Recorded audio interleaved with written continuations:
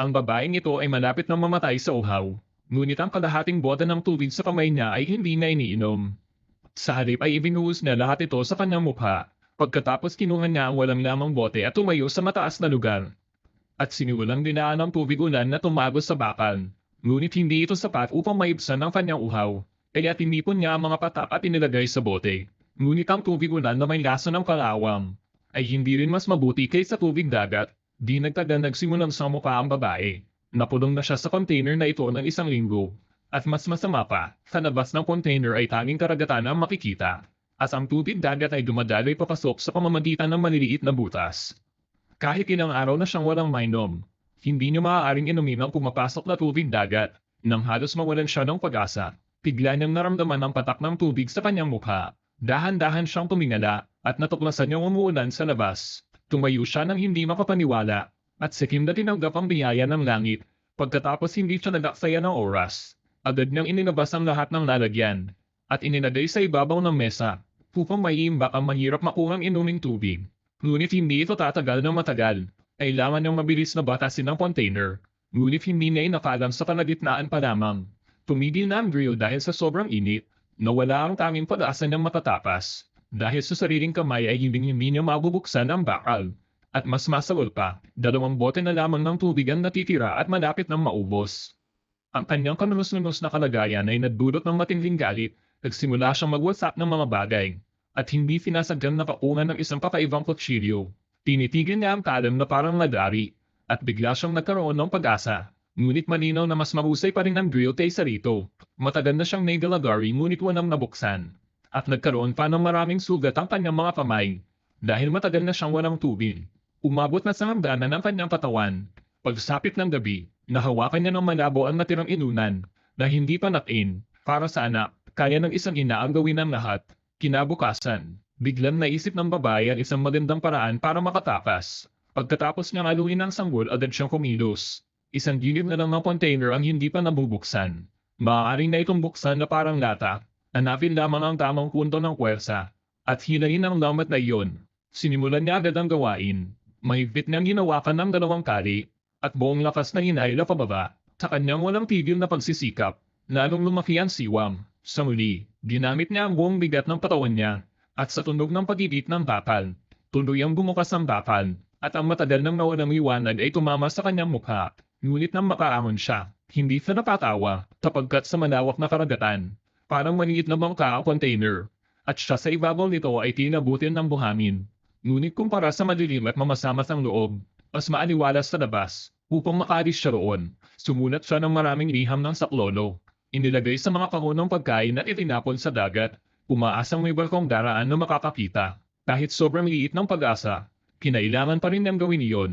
Kapag nag-iisa siya, tinitingnan niya ang kabilang panig ng dagat at inaalala ang kanyang asawa.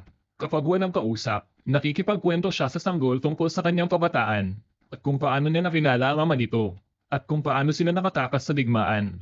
Kahit hindi nauunawaan ng sanggol, mula sa ekspresyon ng ina, tila nararamdaman din niya ang sakit ng kanyang ina. Habang tinitingnan ng natutulog na anak, nangako ang babae na mabubuhay siya ng matatag, kahit isang araw na lang. Hindi siya sisuko. Sa paglipas ng panahon, ang tubig sa loob ng container ay halos umabot na sa sukdulan. Sa ibaba ay hindi na maaaring tirhan, kaya napilitan silang mag-ina na lumipat sa labas. Inihagis niya ang kahoy na may espongha sa dagat, at nang sumipsip ito ng sapat na tubig ay hinailan niya pabalik. Pagkatapos ay ibinaligtad ang kamunang pagkain sa ibabaw nito. At sa pamamagitan ng destilasyon ay nagkaroon ng inuming tubig. Habang siya ay nagtatrabaho, pinaalagaan din niya ang kanyang anak, parang naaawa rin ang langit sa mag-ina. Isang araw ay may lumipad na sigol. At kung may sigol ibig sabihin malapit na ang lupa, nagalak ang babae ng labis. At higit na nakapagpasaya sa ina, ay nakadumi rin sa wakas ang sanggol. Itinapon niya ang lampin sa dagat, at hindi inaasahang napahila ito ng maliliit na isda. Abilis na napansin ng babae ang tagpong iyon. At matapos ang ilang araw na walang kain agad siyang lumapit, tinawag niya ang mga isda ng may laman. Sinubukan niyang hampasin ang pamon ng ilang ulit, ngunit paano kapasok sa bitad ang mga isda? Agad siyang nakaisip ng ideya, mas mabuti kung gagawa siya ng pasangkapan. At siya mismo ang aatake. Ikakabit ang isang dulo ng pasangkapan sa isang mahabang lubin. Sa kabila ay itinali niya ang matalim na maliit na distornilyador.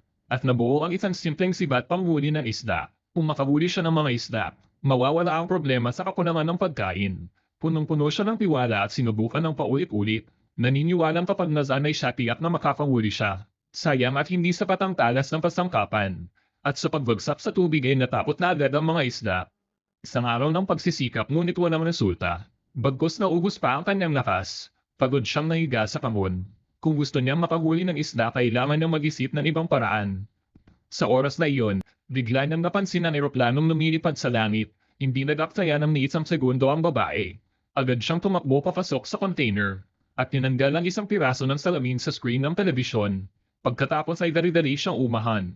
Ngunit hindi niya napansin ang mataling nagilid. Nasugatan ang kanyang hita at namaloy ang dugo ng walang tigil. Ngunit wala na siyang oras para dawatin ito. Itinaas niya ang salamin. Sa kanyang ulo, pumaasang makatawag ng pansin ng eroplano gamit ang refleksyon ng liwanag. Ngunit kahit lumayo siya ng matagal walang nakakita. At dahil sa pagkaantala, talong lumala ang sugat sa kanyang hita. Wala siyang nagawa kundi bumalik sa loob ng container. Tinanggal niya ang kawit mula sa cable. At uminom ng malaking lagok ng alak. Pagkatapos ay tiniis ang matinding sakit. At ibinuhos ang natitirang alak sa sugat. Muntik na umiyak ang babae sa tindi ng sakit. Ngunit ang susunod ang pinakamasakit. Matapos niyang tahiin ang sugat, nabagsak siya sa kumpok ng mga wired na earphone. At nang siya ay muling nagising, ang mga earphone ay nagbigay sa kanya ng ideya. Inamit niya ang makukulay na cable ng earphone. Naghabi siya ng isang lambat na hindi masyadong maliit o malaki. Kinabukasan muling inilagay ng babae ang sariwang dumi ng anak sa loob ng lambat. Pagkatapos ay dumapa siya sa ibabaw ng container. At hindi inalis ang tingin sa mga isdang nalapit. At hindi nga nagtagal na amoy ito ng mga isda at lumapit. At sa ganitong paraan, sa wakas nakatikim ng pagkain ng babaeng ilang araw ng gutom. Sa mga sumunod na araw, siya ay nagpapasuso sa anak, o kaya ay gumagamit ng dumi ng anak upang makahuli ng isda. At dahil sa ganitong perpektong siklo, hindi na maubos ang mga nanguhuling isda, at nalutas ang problema sa pagkain. Unti-unting nagkaroon ng pag-asa ang babae. Nilikha niya ang isang payak na aparato sa pag-drain, na siyang nakontrol ang antas ng tubig sa loob ng container. Ngunit habang lumilipas ang mga araw, wala man ng senyales ng pagsagip, at sa malawak na karagatan walang makikitang kahit anong barko. Ang tanging nakapagpapagaan ng loob ay ang anak na busog at natutulog. Ngunit hindi niya alam, ang ganitong payak na araw ay hindi rin tatagal dahil sa matagal na pagkababad. Sa ika-26 na araw ng pagkakakulong, hindi na kinaya ng container at umabot sa kritikal na hangganan. At biglang ramagasa ang napakaraming tubig dagat. Hindi magtatagal, lubos na lulubog ang container na bumubuhay sa kanila. Napilitan siyang lamusong sa tubig upang subukang takpan ng siwang. Ngunit sa isang pagkakamali, naipit ang kanyang mga paa sa lubad sa ilalim ng tubig. Wala siyang nagawa kundi sumisid upang subukang kalagin iyon. Ngunit ang lubad na ito ay tila isang bitag ng pamatayan, na pumulupot ng mahigpit sa kanyang mga paa. At anuman ang gawin ng babae, hindi ito mabitawan.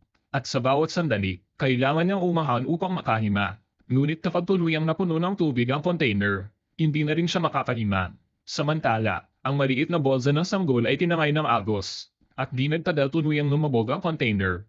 Buti na lamang at mayroong siyang dalang patalim. Sa muling sandali bago maubos ang hininga niya, nalagat niya ang lubid. Pagkatapos, agad siyang lumawoy paitaas ng buong lakas. Ngunit nang siya'y makaahon, wala na ang sanggol. Balisa siyang naghanap sa paligid.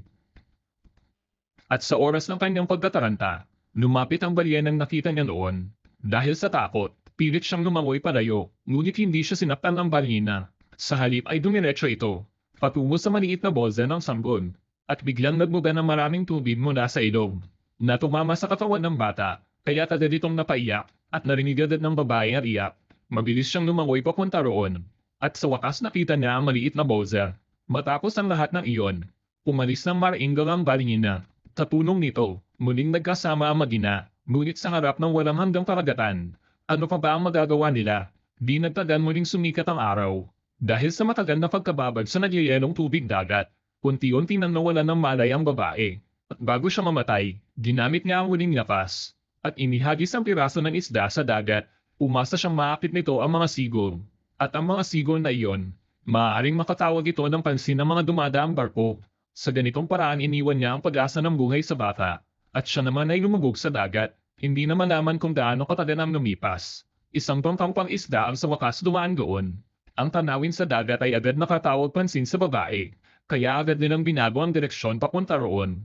Ngunit nakita lamang nila ang isang maliit na bangka. Sabay nilang hinayla pataas ang maliit na bangka. Nang makita nila ang bata, sila ay labis na nabigla. Hinaplos ng babae ang mukha ng bata, at naramdaman niyang normal ang init ng katawan. Hindi nagtagal ay napansin niya ang isang luben. Hinayla nila ito paitaas, at si Mia ay talagang nayahon. Ngunit mapakla na ang mukha ni Mia. Paulit-ulit na sinubukan ng babae ang pagbibigay lunas. Ngunit walang nangyari. Parang naramdaman din ito ng sanggol. At ito'y umiyak. Sandaling nanahimik ang babae. Pagkatapos ay mabilis na nagsagawa ng mouth-to-mouth. Hanggang sa damilat si Mia at makita ang katotohanan. Na siya'y tunay na nabuhay. Paglingon niya sa anak ng babae. Doon niya natiyak na hindi ito isang ilusyon. At sa muli, nabawi na ang lahat ng ulirat. At napakagulgol siya.